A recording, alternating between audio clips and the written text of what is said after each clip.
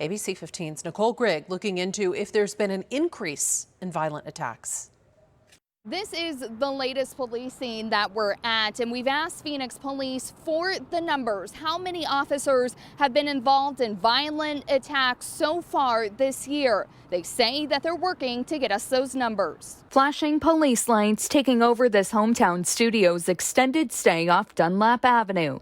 Phoenix Police tell us officers found a stolen 2006 gray Nissan Altima, and when an officer went to approach, officers were getting out of their vehicle to make contact. The passenger officer exited the vehicle. The suspect vehicle drove at the officer's passenger door, struck the door, which in turn struck the officer. That's when the officer-involved shooting had occurred. Thankfully, that officer will be okay. But top of mind, especially to the law enforcement community, are incidents back to back to back. A federal officer shot last week. 2 DPS troopers shot at as well while trying to serve a warrant. An official said last week it was an ambush. Our trooper was clearly visible in his vest that said police. There was no question. It was an ambush, and he was identifiable as a police officer. ABC 15 trying to look into the numbers. We asked Phoenix Mayor Kate Gallego if violence on Phoenix police officers is going up in her city. But in a statement, her office says she receives a summary of overnight police activities and says, quote, nearly every day there are stories of Phoenix police officers being punched, kicked, or worse. This has been the case, though, since she was elected. Her office went on to say that the mayor remains concerned about negative interactions between police and residents. As a black man, yeah, it scares me to see a lot of police, but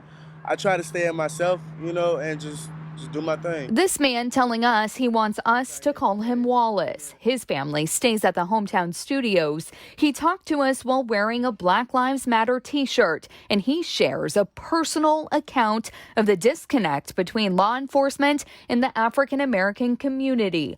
One that speaks to fear. Being black comes with a price, you know what I'm saying? It really does.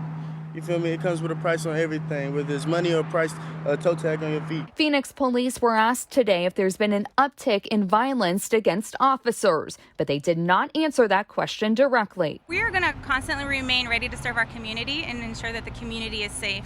And with that, the dangers that we may encounter, we will still remain prepared to answer that call for safety. And we will follow up with Phoenix Police for those numbers. Now, if you have any information on this latest scene, if you know who those suspects are, you're asked to call Silent Witness. In Phoenix, Nicole Grigg, ABC 15, Arizona. Nicole, thank you. And when it comes to ambushes on law enforcement, the FBI tracks this data. So far this year, the number of officers killed is up 10% compared to 2019.